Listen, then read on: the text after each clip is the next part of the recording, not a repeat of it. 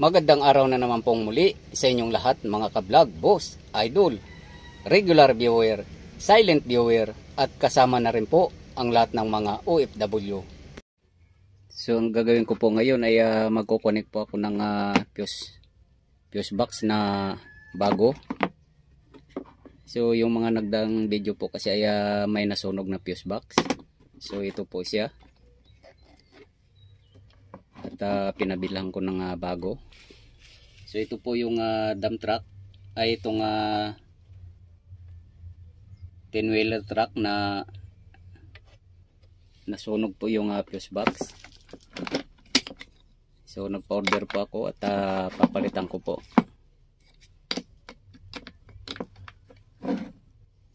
Ko-compare po muna natin.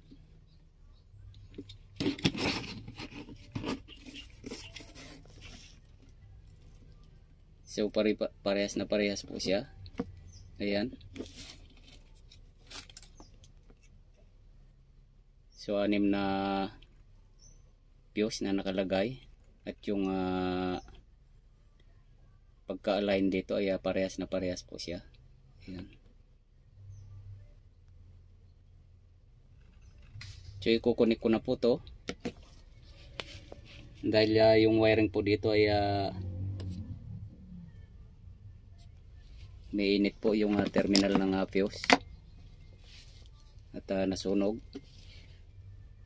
So yung nawalan po dito ay ang clearance light or park light at kasama na rin po yung horn.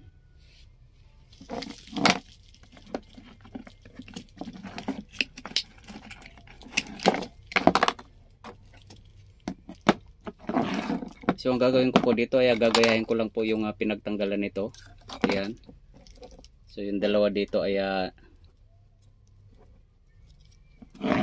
hindi na ginamit. At bago ko siya i-connect dito sa pinanggalingan ay kailangan po siyang tanggalin yung mga fuse para pag sakaling may short circuit ay hindi po siya masisira yung mga fuse.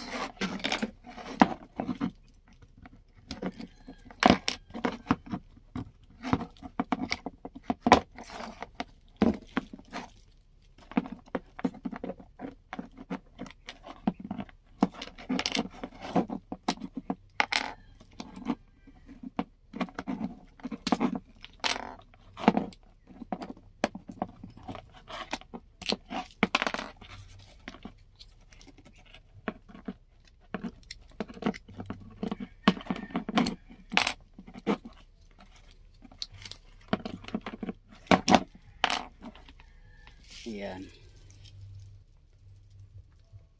Kasi ang testing po nito, iisa-isahin yung fuse na ilalagay o obserbahan kung umiinit ba siya habang pagaganahin yung linya po na kung alin po yung nasunog dito.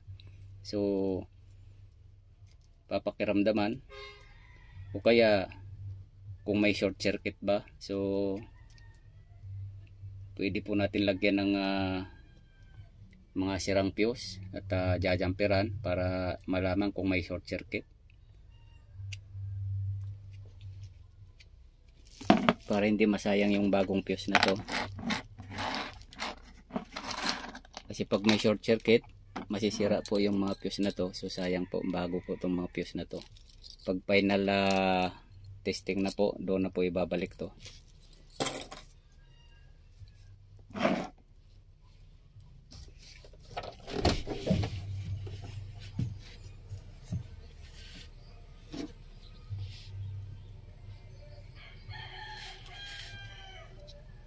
So ito na po, naikabit ko na yung connection niya.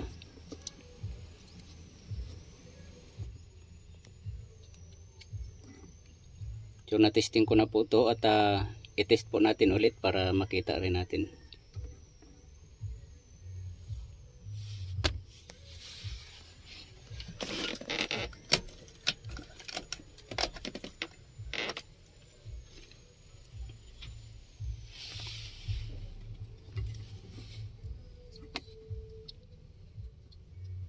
So liban sa ilaw po, yung horn ay mayroon din sira, pero hindi po related dito yung sa horn. So idadiagnose natin po sa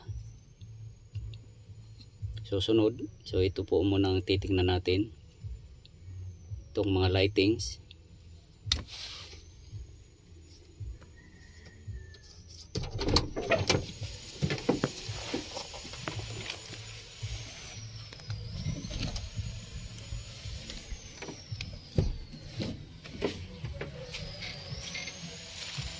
So ayan po yung clearance light.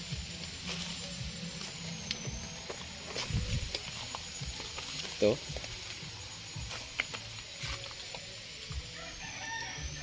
At mayroon pong mga nakatago pa dyan.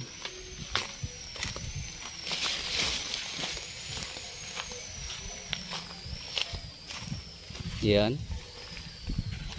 Clearance light, consider po na tail light kasama po sa park light yan.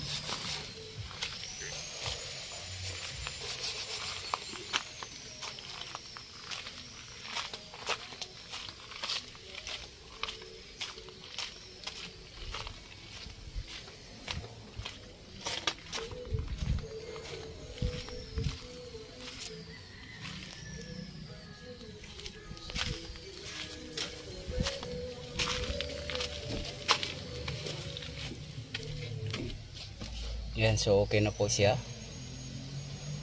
At na-check ko na rin po yung pag-init ng wire dito at hindi naman po. So kung may problema po sa short circuit sa wiring ay automatic po maputol yung mga fuse na to. So hindi naman po ganun. At hindi ko na po ipapakita yung pagkakabit dito dahil tatagal po yung video natin. So hanggang dito na lang po muna ang video kong ito. Please like, subscribe na lang po and hit notification bell para sa susunod na mga video. God bless all po.